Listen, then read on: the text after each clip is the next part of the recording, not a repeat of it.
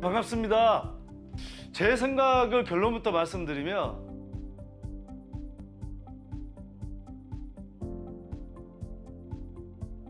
이번에 국토교통부에서 서울에도 주택을 공급한다고 하는데 향후에 이 서울주택 더불어서 수도권과 지방까지 주택시장에 어떤 영향을 미칠 것인지, 그리고 여러분들이 지금 가지고 있는 부동산을 보유해야 될지 팔아야 될지 거기에 대한 분석을 해드리도록 하겠습니다.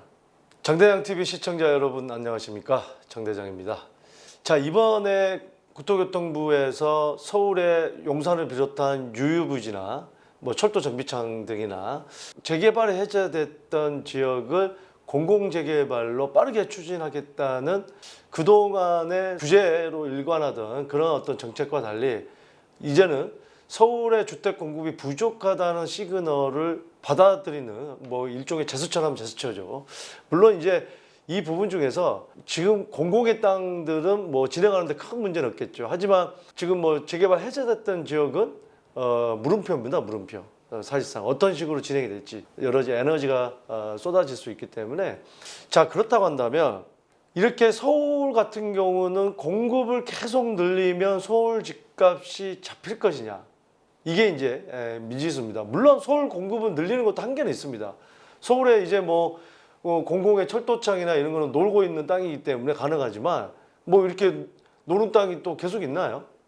공급의 한계는 분명히 있습니다. 하지만 지금 서울의 7만 원은 사실상 재개발된 지역을 다시 살리는 것도 포함되기 때문에 2, 3만 가구가 늘어난다고 해서 과연 서울의 집값이 잡힐 것이냐, 어쨌든 간에 공급을 늘리면 그러면 서울의 집값이 잡힐 것이냐, 거기에 대한 기사가 있습니다. 이 내용은 그렇습니다. 결국에는 지금 외지인 투자 비중이 늘어나고 있다, 이런 내용인데 한번 보도록 하겠습니다. 자, 지금 문재인 정권은 박근혜 정부 때보다도 공급이 많다. 서울 집값은 현 정부 들어서 40% 정도 폭등했다. 이 지금 자료가 있는데요. 보시면, 자, 서울 주택 공급 물량은요. 자, 노무현 정권 때는 전체가 5만 2천 가구 정도 되고 아파트는 4만 3천 가구 정도 되고요. 자, MB 정부 때는 서울시 전체가 5만 6천 가구, 아파트가 3만 3천 가구, 박근혜 정권 때는 7만 3천 가구, 아파트는 3만 2천 가구. 지금은 현재 정권 들어와서 문재인 정권에서는 7만 4천 가구, 아직 임기가 안 끝났습니다만 7만 4천 가구, 아파트가 3만 9천 가구다. 어쨌든 간에 기사가 하고자 하는 얘기는 지금 현재 문재인 정권 들어서서 가장 많이 지금 주택 공급을 하고 있고 서울시에 공급량이 적지 않다는 얘기를 지금 하는 건데, 그런데 지금 시세는 굉장히 많이 뛰었다. 지금 문재인 정부 초창기 2017년에 서울의 평균 아파트 시세가 5억 8천 정도였습니다. 지금 현재는 8억 7천 정도가 지금 넘어갑니다. 그렇기 때문에 40%가 뛰었다. 아파트 가격이 계속 뛰는 이유가 서울의 아파트 공급이 계속 부족하니까 지금 계속 이런 얘기가 나오는데 이게 지금 맞냐는 얘기죠. 자, 근데 지금 옆에 통계를 보면요. 서울 주요 구별 아파트 매매 거래에서 외지인 비율입니다. 외지인. 자, 강남은 27.3%. 강남에서 지금 거래됐던 것 중에 지금 외지인 비율이죠. 그러니까 외지인이라고 하면은 주민등록이 서울로 안 돼 있는 분들이죠. 물론 이 중에는 나중에 사놓고 직접 거주하기 위해서 오는 분들이 있겠지만 대다수는 아니겠죠. 송파는 25.6%, 서초는 21.6%, 용산 약 25%, 마포 23, 4%, 성동 18, 9%. 야, 이렇게 외지인 비율이 굉장히 지금 많다는 거죠. 자, 그래서 이런 내용이 있습니다. 그러면 누구를 위한 공급 부족이냐? 공급을 많이 했는데 외주인들이 투자로 지금 들어왔는데 공급을 많이 한들 서울 집값이 잡히겠느냐? 이런 얘기입니다. 그러면 외지인들은 왜 서울로 자꾸 올까요? 자, 이렇게 보시면 좋을 것 같습니다. 특히 3, 4인 규모의 기혼 유자녀 가구 위주의 공급 대책의 변화가 필요하다는 지적이 나온다. 1, 2인 가구 비중은 2017년 1, 2인 가구 비중이 지금 늘어나고 있다는 얘기입니다. 55.2%인데 2047년에는 72.2%라고 지금 얘기합니다. 2047년 앞으로 몇 년 남았어. 참 이때까지 건강하게 우리 살아있자고요. 어쨌든 간에 2047년은 72.2%인데 그래서 결국은 뭐냐? 적어도 서울의 아파트 공급 정책은 이 큰 30평대, 20평대 위주로 공급하는 거는 한계가 있다. 1, 2인 가구를 이렇게 많이 늘어나니까 1, 2인 가구가 수용할 수 있는 그런 오피스텔을 많이 늘려야 된다. 지금 이런 얘기가 나옵니다. 저도 이 얘기는 공감을 합니다. 우리가 아파트만 계속 공급을 한다면 계속 비싼 아파트만 들어설 수밖에 없어요. 그리고 외지인도 계속 투자를 하겠죠. 그러면은 우리 청년이라든지 신혼부부라든지 이런 분들은 들어올 진입 장벽이 굉장히 높아지는 겁니다.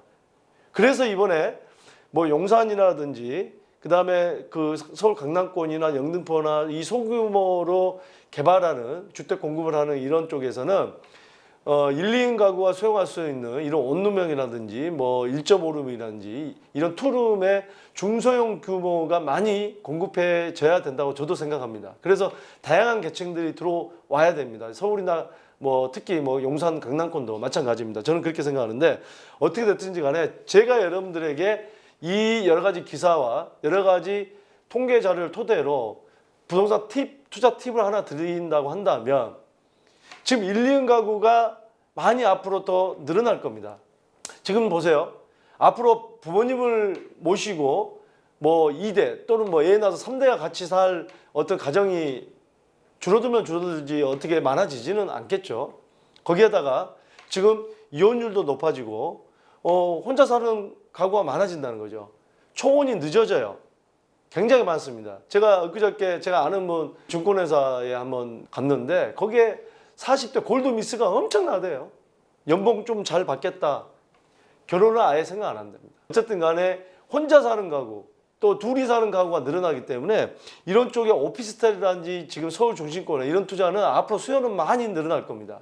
그래서 1, 2인 가구를 수용할 수 있는 이런 오피스텔 투자가 유망한데 여기서도 이렇게 부동산 투자가 간단한 게 아니죠. 옥석을 가려낼 줄 알아야 됩니다.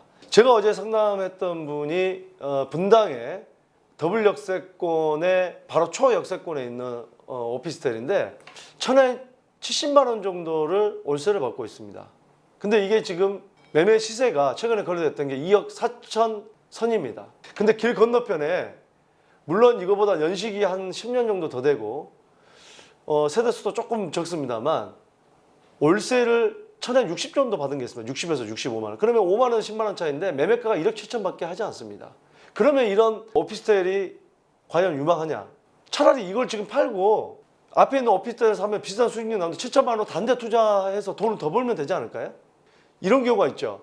오피스텔 가지고 있는 지 5년 됐는데 한 번도 공실 난 적 없어요. 그 앞에 것도 한 번도 공실 난 적 없습니다. 제가 조사해 보니까. 일단은 오피스텔 수요는 많아요. 분당에 지금 젊은 층의 수요는 많습니다. 네이버도 있고 바로 걸어서 갈 수 있는 거리에. 근데 또 12월 달에 두산그룹의 두산 사옥이 또 들어섭니다.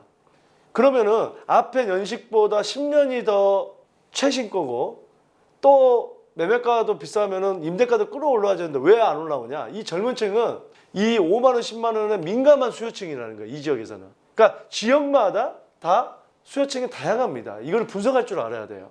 그러니까 오피스텔 투자가 유망하다 아무데나 또 사재게요. 네. 그래서 나중에 잘못 샀다고 전화 옵니다.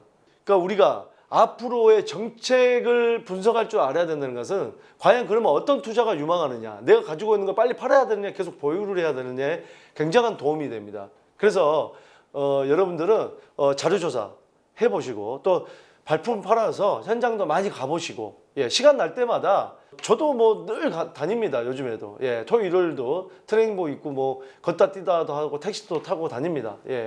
맛집 가서 맛있는 것도 먹고. 그래서 여러분들을 부동산을 어떤 그 실생활에 늘 짬나서 잠깐 하는 어떤 그 취미생활 그런 비슷한 걸로 생각하셔야 됩니다. 막 머리 아프게 공부하는 거다 이렇게 생각하시면은 너무 어렵고 하다가 지칩니다. 생활의 일부라고 생각하십니다. 우리 집에 살고 뭐 오피스텔 어쨌든 간에 수익이 없고 모두 삶의 일부분 아닌가요? 이 영상이 여러분들의 마음을 움직이는데 조금이나마 도움이 되었으면 합니다. 감사합니다.